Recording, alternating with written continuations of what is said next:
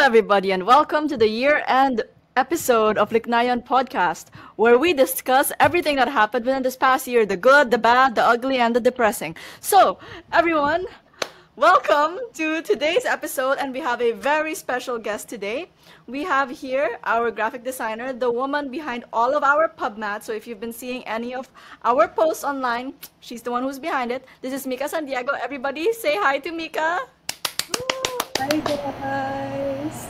Nice to meet you all. And of course, welcome back everyone. So today's episode is just gonna be kind of a chill episode. We're not gonna do anything crazy. Just reflect on the past year and see what were the highlights, what were the lowlights, everything in between, and what we wish for this podcast in the next year. But before doing that, Mika, hi, how are you? I'm good. Merry Christmas, guys. Happy holidays. Happy holidays. Could you tell us like a little bit about yourself? I am a environmental science graduate, so I didn't take up physics.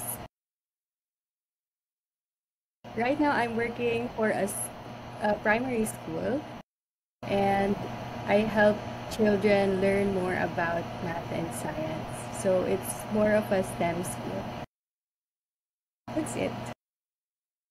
And that's why she's our graphics person, because she knows how to communicate STEM concepts to people and children. Yeah. Since you're in environmental science, did you ever work in Manila Observatory? Oh yeah, I did for maybe 2 months. So I did research for Dean Tony, and then What? yeah, and then I love Dean Tony. I actually did that because I wanted to take up law, specifically environmental law. And then the pandemic happened, so that didn't happen anymore. Never too late. It's okay. I like working in the school now, so it's all good. You still have plans of taking environmental law? Maybe in the future, but I kind of want to help the school grow first for now. I think you'd be a great lawyer, honestly. I'm scared, guys. Anyway, we'll see what happens. Dadagdag ko sana kanina siya yung gumagawa ng magagandang PubMats ng podcast. Kasi Pagpaganda si Mika yung gumawa. pagpangit yung PubMats, so may ibang gumawa. Para ma-distinguish yung works ni Mika. Next na, guys. Nahiya na ako. Go! Okay. So, we'll take you off the hot seat muna. And we'll go on with the other topics for today's episode, which is a look back on the year that passed. So we're done with 2020 for the plot, and we're going into 2020 Thrive. So what things did we do for the plot? And what was the plot like in 2024? Siguro yung una, ito, madagdag kayo, Frankie at Mika sa Liknayan Yes. podcast. Kasi di na namin kaya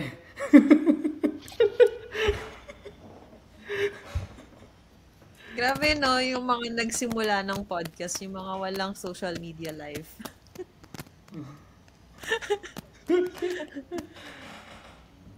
Gumawa ng podcast, tapos wala pa lang kahit anong social media. Uy, ako nag-activate ako ng Facebook dahil sa podcast. So, naka-deactivate ako bago yun. Ako dati wala nga akong sinishare sa Facebook Yung mga sinishare ko na lang yung mga episodes natin. Lurker na lang ako sa Facebook Salamat po sa pagbuhat.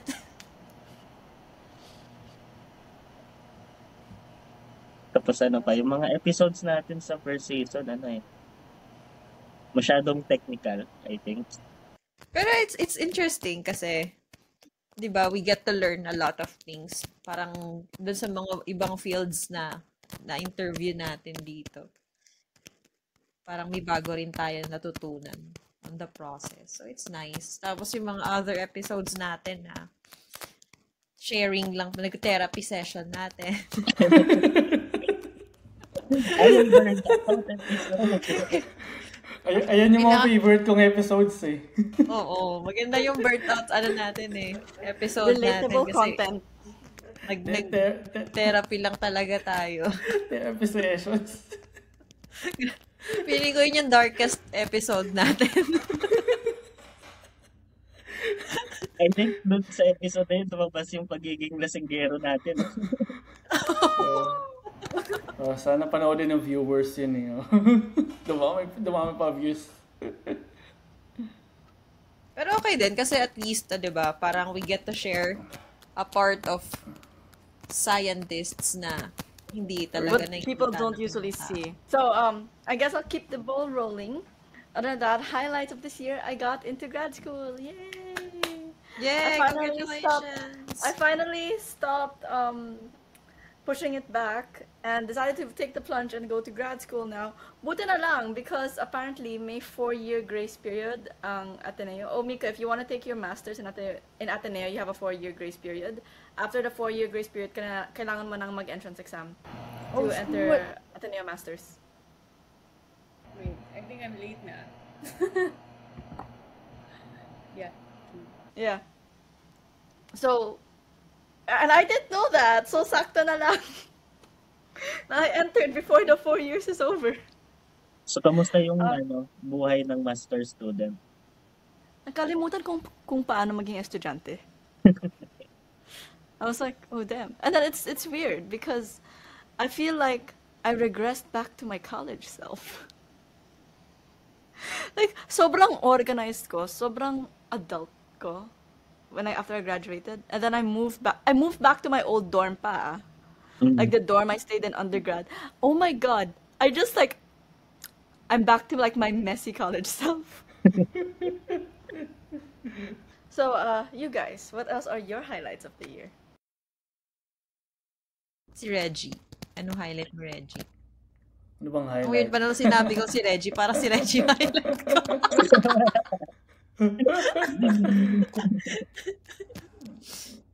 Sa akin yung personal growth kasi sa career ay madami akong developments in terms sa madami akong natutunan, hindi siya mag-reflect sa number ng output ko kaso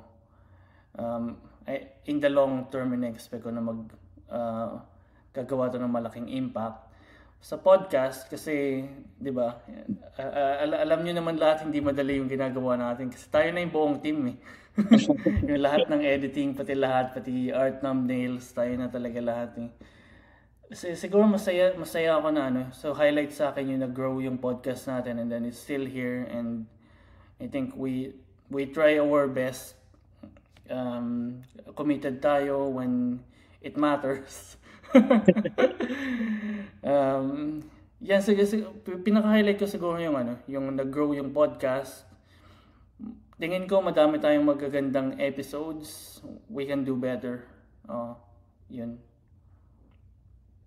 Parang advisor yung tunog eh, no? Atin to! Ano pa ba? Mga highlights nyo guys, travel, mga naging travel nyo this year dahil sa conference. Marami May din. mga napuntahan ba?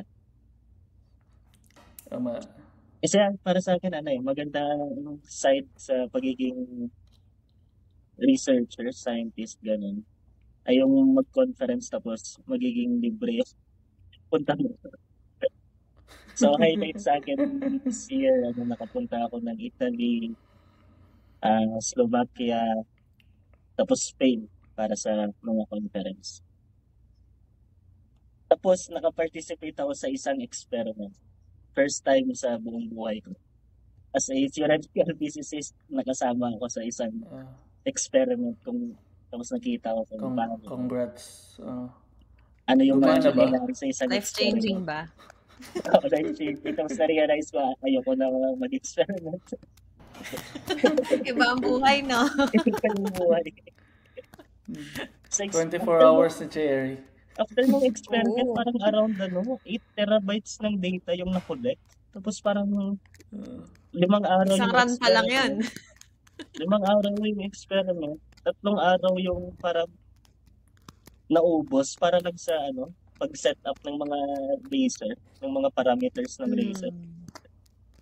Never Pag ko mga, in-expect na ano na, ganun di pala ba? kapag Parang quantum optics level. Sobrang, talaga yan, bigatin na. oh. Tapos ikaw nasusuko na lang dyan eh.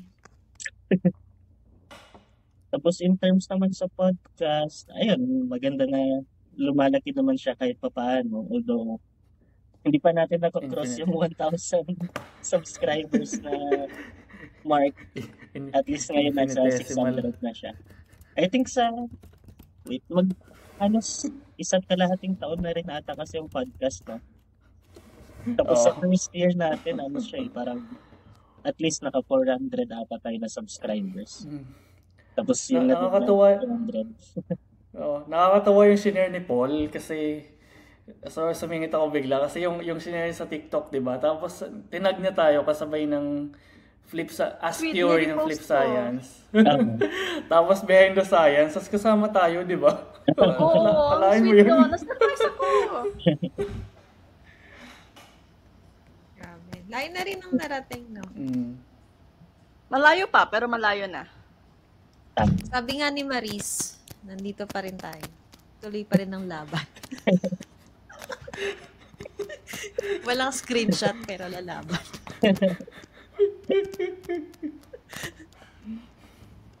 Grabe, walang social media, pero updated sa chismis, no? Marites ka pala eh. Yan ang bumubuhay sa amin. Ano yung masasabi yung lowlights natin dito sa podcast? Lowlights. Siguro ang hirap kasi na mag-match yung mga sked natin. Oh, true. Hindi tayo magkaroon ng ganitong moments na maganda yung nag-uusap-usap din tayo ng yung mga therapy sessions natin. Yup. Pero ang hirap makakuha ng common time para sa ating lahat. Si Ate Jane, hirap din makasama. Very busy. MIA si Jane. Oo. Busy, sobrang busy ata dun sa thesis eh. Oo. Naku, alam mo na, Frank, pag nagtitesis na. MIA. Ayun, siguro yung side, it's advantageous for us na meron tayong someone in all over the world, I think. But it's also disadvantageous kasi ang hirap ng magkakaiba ng time zone talaga. That's true. Si Reggie nga, same time zone kami, pero minsan hindi pa nagkakasama. Hindi totoo. Kasi maliban sa time zone, syempre yung work schedule din. Oo. Kasi di ba, nagpa-part-time tayo lahat without pay. Tapos may mga time din ata na parang hindi tayo nakaka-upload na regularly. Hindi tulad dati na parang every week meron. May mga times ata this year na hindi tayo nakakapag-upload ng 3 to 4 weeks ata. Dahil sobrang busy din natin lahat sa Reality is catching sa up. trabaho. Truth. Bakit ba kasi may trabaho? Why can't we just have, money? Bakit hindi na lang tayo maging masaya? Exactly. Punta na lang sa Jollibee. Parang Wala bilang kang Jollibee dito. Sa maligayang bubuyog. Ayun pala, di ba isa sa sinabi ni Philip kanina is nakapag-travel siya for conference. Tapos nakapag-travel din kasi ako. So, nag-conference ako sa Vietnam. Tapos, sobrang saya ako kasi may Jollibee doon. Ito na, sabi ko talaga, tara mag-Jollibee tayo. Problema yan ng mga foreigner. Lahat ng kilala ko pagbalik ng Pilipinas, Jollibee agad. Oo, buti na lang Mood. talaga may Jollibee sa airport. May Chicken Joy ba doon? Oo. So, Na-try ko rin, nag-bakasyon kasi ako sa Malaysia. Tapos may Jollibee din. Pero iba yung lasa ng chicken nila. It hits different when it's in the Philippines, I believe. may iyak ka na lang. It's like home. Si Mika sobrang tahimik. Sorry. Oo, anong highlights mo? Well, Highlight ni Mika, naka-join siya sa atin. yeah. Oo, nagtataka akong, iniisip ko nga kung bakit, anong impression mo ng podcast nung una. Well, at the start, sabi ko, wow, wala akong maintindihan sa mga words. Sorry. Dinner kong panuorin yung mga episode. Pero, parang pang physics talaga siya. Sobrang specific niya.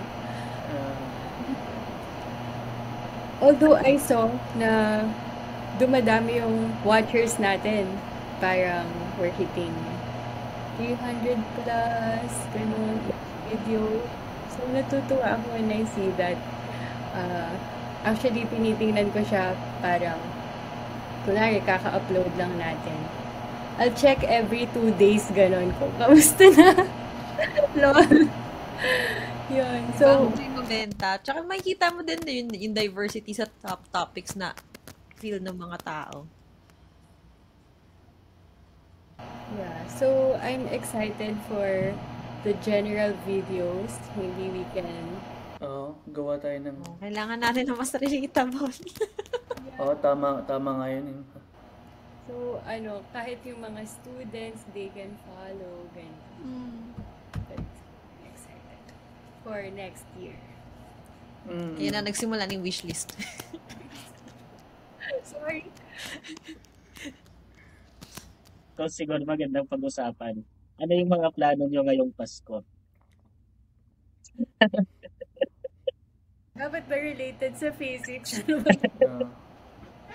I think hindi related sa physics. Okay.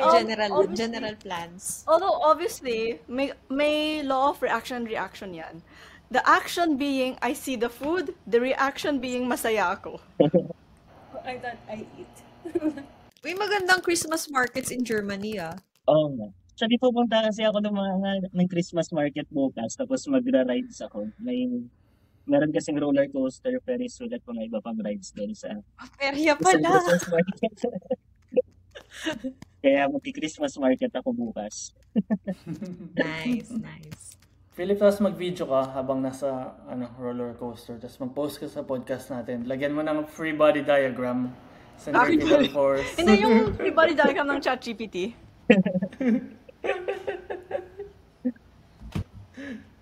Video ko yung sarili ko habang nasa roller coaster, tapos lumilipad yung Ganito pala yung centripetal force. Kaya pag ganun yung buhok natin.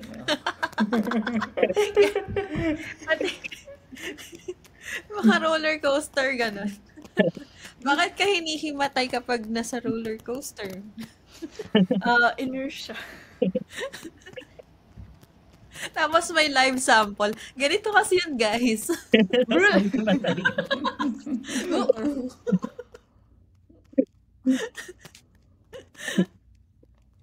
Ayan na, may potential contents na tayo. I-try ba natin yun? Pwede. May may actual time pinupunta na tapos nag-explain ka lang randomly. Ay, oo nga, no? Tapos parang na siya. Pwede yun. Di ba? Parang feeling ko cute yun. Actually, yan yung ginagawa ko in F1 because I'm like really big into F1. So it's always like, yung aerodynamics, yung downforce, yung friction. Why did they have to take that approach? Anong ginawa na dun sa spoilers nila? What's dirty air? How do you like cut through it? Ganon. Yun, di ba? Try nga natin yun. Parang everyday physics and then we can start from there. Down ako. Pwede. Yeah. Who's calling me? Pwede yan pang content din sa TikTok, no? Yeah, I'm okay actually gonna make a YouTube video about it. I'm gonna make more YouTube videos now, actually. Kasi, I made a video, parang thoughts about grad school. Like, hi guys, I just survived my first sem of grad school. These are my thoughts about it. Tapos, I saw the footage after 20 minutes siya. So, I was like, Yeah, this is going on YouTube. YouTube na to. Tapos pwede mo rin kaming invite as survivors ng ano. Oh, that would be fun. I'll make a... Tapos mag-cross-cross tayo ng mga channels. Zombies. Yes, actually, yes. Ayan na, o, di ba? Brainstorm! Brain hail. My dog is... Spoiler alert pala to para sa mga viewers natin eh. Parang Alexa naman Elias eh. mga plano namin next year. I think we can branch out from being Volleyball. too technical. We can talk about instead of focusing on the technical aspects of their work, it could be more on them as people. Mhm. Yeah. And then of course, Philomena Kunk. Oo nga eh. Kung nga sabi natin, gagawin nating funny. Hirap kasi pag hindi ka funny eh. Tapos, Hindi ko din madala kapag nandun ako, boring eh. I'm not funny because I am the funny. I am the joke. Reggie, may konting muna tayo, may preparation bago mag-record. Mga ilang bote muna. Para oo, di ba? Sabi nga sa inyo, inuman sessions dapat ginagawa natin. Ay, tapos Reggie, pag dito kayo sa February, mag-record tayo ng inuman session. Ano ata nung huling nagkita tayo sa Frankfurt 24-hour, tuloy-tuloy, umaga hanggang gabi. Di ba dun yung nabuo yung podcast? Podcast. Birth of the podcast was in Germany. Nung nasa Frankfurt kami, nag-iinuman. Sa inuman din. It circles back. Nasang banda na tayo? Wishlist natin. Wishlist. Guys. Okay, ano wishlist natin?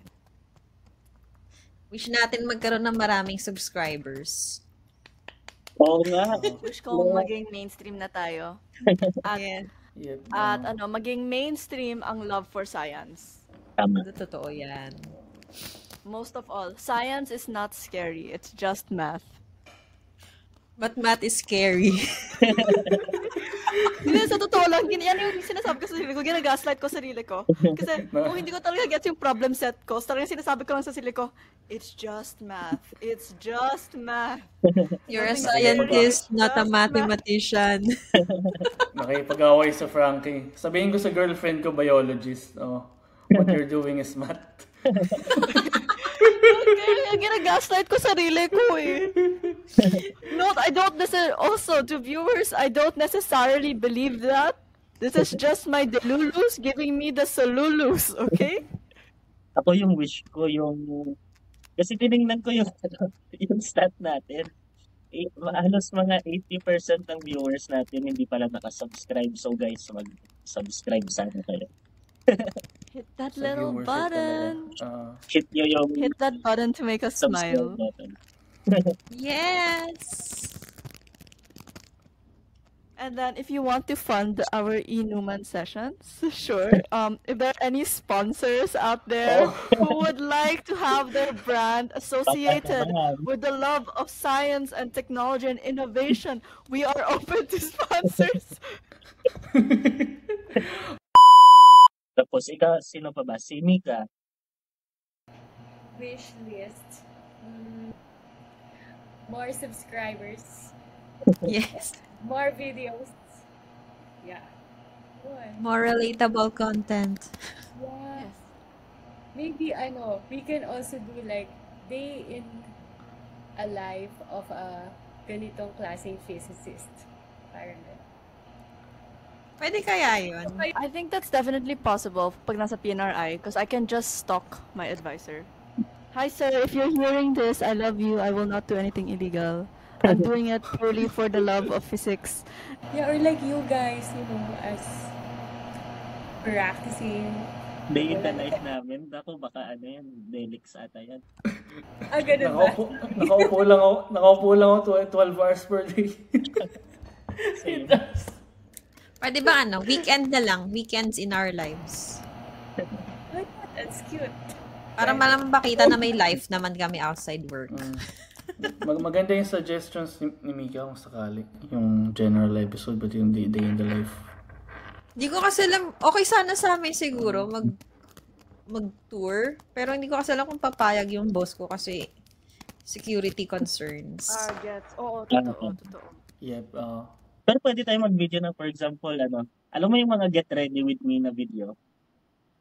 Get ready with me, Yes. tapos i-video yung susuotin mo, tapos magko-commute ka papuntang office.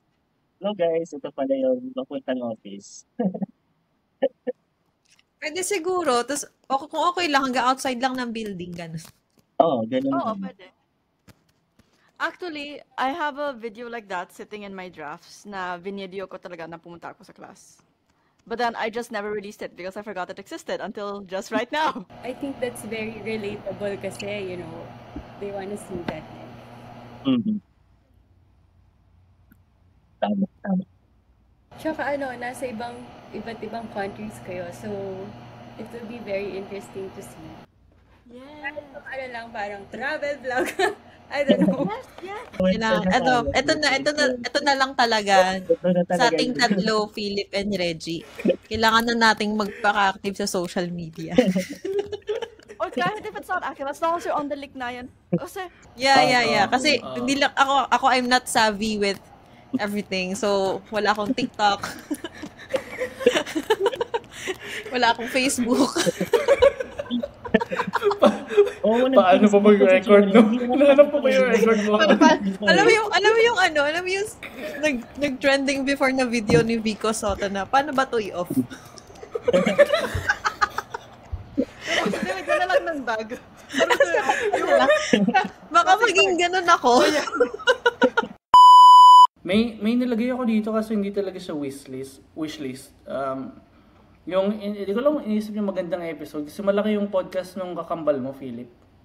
Ooh, Diba? yeah. Inisip ko kung crossover ng yung Behind the Science. Alam mo yun. Mag-crossover tayo. No? Tama. Magpalit kayo ni Paul, alam mo yun. Kung makikilala nila, no? Si Philip, no? Tapos punta ka doon, no? Switch ng geology at physics. So. Sige. Sabihan ko siya. Mag-crossover episode tayo. Since yung pinag-uusapan naman nila, yung pinag-uusapan nila paano na bubuo yung paper, parang kung kailan nalalaman ng mga researcher na pwede nang publish yung gawa. Pwede natin i-discuss sa example sa atin as theory at experimental na physics, paano nangyayari yung mga gawa. So, yun. I think madami tayong plano to wishlist sa next year. So, para sa ating mga viewers, abangan nyo guys yung improvement ng Liknayan Podcast. Subscribe na kayo. Please. Please, isang taon na kami Okay. So everybody, that was our episode for today. I hope you all have a good Christmas, happy holidays, happy Hanukkah, whatever you celebrate. I hope you all have a great time with your family and friends and eat a lot of good food, and we'll be back for you next year. So you haven't seen the end of us yet, and we're coming back bigger and better next year. So keep your eye out for that, especially for the Inuman sessions. All right, everybody, see you and bye. Bye.